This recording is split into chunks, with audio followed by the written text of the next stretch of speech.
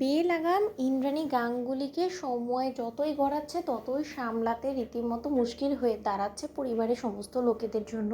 হ্যাঁ বন্ধুরা, ভিডিওতে লাইক দিয়ে দেখতে থাকুন। যে মুহূর্তে কিনা ইন্দ্রাণী গাঙ্গুলি স্যামের বোনকে নিয়ে যথেষ্ট পরিমাণে আনন্দিত হয়ে ওঠে, ঠিক সেই জায়গায় রাজশেখর গাঙ্গুলি যখন কিনা চিন্তিত হয়ে পড়ে যে কোনো কারণে যাতে গাঙ্গুলি বাড়ির বড় বউ অর্থাৎ কুসুমের সঙ্গে কোনোরকম কোনো অন্যায় বা ওর যাতে কোনোরকম কোনো অমর্যাদা না হয়, সেটা বাড়ির কর্তা হিসেবে সেটা রাজশেখর গাঙ্গুলিকে নিশ্চিত করতে হবে। ঠিক সেই সময়েই রাজশেখর গাঙ্গুলি যখন এক পর্যায়ে ইন্দ্রাণী গাঙ্গুলিকে থামানোর জন্য বলতে থাকে যে ইন্দ্রাণী, সেই কখন থেকে যবে থেকে তুমি কিনা আয়ুষের সঙ্গে স্যামের বোনের বিয়ে সিদ্ধান্ত নিয়েছো, তবে থেকেই কিন্তু আমার কেন জানি না মনে হচ্ছে যে আয়ুষ মোটেও এই বিয়ের সিদ্ধান্ত নিয়ে যথেষ্ট পরিমাণে স্যাটিসফাইড নয়, কিন্তু তা সত্ত্বেও তোমার মুখের দিকে তাকিয়ে হয়তো বা ওই বিয়েতে রাজি হয়েছে। কিন্তু তোমার কি কোনো মতেই মনে হয় না যে স্যামের বোনের মধ্যে কিছু একটা তো অবশ্যই সমস্যা আছে? তার কারণ আমার কেন জানি না মনে হচ্ছে যে ও মানসিকভাবে সম্পূর্ণরূপে বিপর্যস্ত, এবং ওর মানসিক সমস্যার কারণটাই হবে আমাদের গোটা পরিবারের একটা সর্বনাশের এর কারণ ছাড়া অন্য কোনো কিছু না। তার কারণ ওর বোনের মধ্যে এমন কোনো গুণই আমি খুঁজে পাচ্ছি না যেটা দেখে কিনা আমার মনে হবে যে না,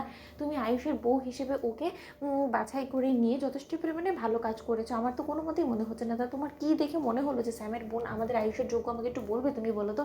আমার তো মনে হচ্ছে যে আয়ুষকে হয়তো বা জোর খাটিয়ে এই বিয়েতে রাজি করানো হয়েছে, এবং সেটাও করেছে ওই স্যাম। কারণ স্যামকে দেখে আমার মোটেও সুবিধের লোক বলে মনে হচ্ছে না। কেন জানি না আমার সর্বক্ষণ মনে হচ্ছে যে এই স্যাম এমন কারো এজেন্ট হয়ে কাজ করছে যারা কিনা আমাদের চরম শত্রু হতে পারে। ঠিক সেই সময় কথা বলা মাত্র একদিকে যখন কিনা ইন্দ্রাণী গাঙ্গুলি বলতে থাকে যে দেখো রাজ, আমি যেটা করতে চলেছি সেটা আমাকে করতে দাও। আমার প্রতিটি কাজে তুমি এরকম করে ব্যাঘাত ঘটালে কী করে চলবে বলো তো? তুমি তো আমার স্বামী, তাই না? তাহলে আমার স্বামী হয়ে তুমি আমার সমস্ত কাজে আমার পাশে থাকবে, তা না করে তুমি উল্টো আমার বিরোধিতা করছো। সেটা কেন করছো সেটাই আমার মাথায় ঢুকছে না। কী এমন জিনিসে তোমার হঠাৎ করে সন্দেহ হতে শুরু করে দিলো সেটা তো আমি বুঝতে পারছি না। আমি তো কোথাও সন্দেহ করার মতো কোনো কিছু দেখছি না। আমার কাছে তো মেয়েটাকে যথেষ্ট পরিমাণে সুস্থ বলে মনে হয়েছে। হ্যাঁ, ও মানসিকভাবে সম্পূর্ণরূপে ভেঙে পড়ে তখনই যখন কিনা ওর ভালোবাসার মানুষটা ওর চোখ থেকে হারানো হয়, যখন কিনা আয়ুষ ওর কাছাকাছি না থাকে। এটা হওয়াটাই স্বাভাবিক, কারণ কেউ যদি ডেসপারেটভাবে এতটা একজন মানুষকে ভালোবাসে তাহলে সেই ক্ষেত্রে এরকমটাই হয়। তুমি ওদের বিয়েতে সম্মতি কেন দিচ্ছ না সেটাই আমার মাথায় ঢুকছে না।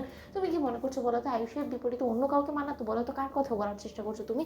ঠিক সেই সময় রাজশেখর গাঙ্গুলি বলতে থাকে যে আরে, আমার তো মনে হচ্ছে যে কুসুমকেই আয়ুষের পাশে বেশি মানাতো নাকি এই স্যামের বোনকে কেন? কারণ আমার মনে হচ্ছে যে স্যামের বোন হয়তো বা মিথ্যে পাগলামোর অভিনয় করে চলেছে, নয়তো বা ও আমাদের সমস্ত লোকেদেরকে ঠকানোর চেষ্টা করে চলেছে। ও কোনো মতে আয়ুষকে ভালোবাসে না। ও রীতিমতো এখানে অন্য কারো এজেন্ট হয়ে এসেছে, এবং ওর ভাইটাও সে একই কাজ করছে। সেটা হয়তো বা খুব শীঘ্রই ইন্দ্রাণী তুমি বুঝতে পারবে। তার কারণ তুমি এই পর্যন্ত যতগুলো সিদ্ধান্ত আয়ুষের জন্য নিয়ে এসেছো আয়ুষের জীবনের জন্য, সেই কোনোটাই কিন্তু সত্যকার অর্থে ভালো আয়ুষের জন্য প্রমাণিত হয়নি। এ যাত্রা তো না তোমাকে ঠকতে হয়, এই কথাটাই আমি তোমাকে বারবার বলছি। ঠিক সেই সময় ঘুমটার আড়ালে সেখানে বাড়ির ভিতর অনুষ্ঠানের মাঝেই দেবলীনা ঢুকে পড়ে। তো বন্ধুরা, লাইক এন্ড শেয়ার করো, সাবস্ক্রাইব করো।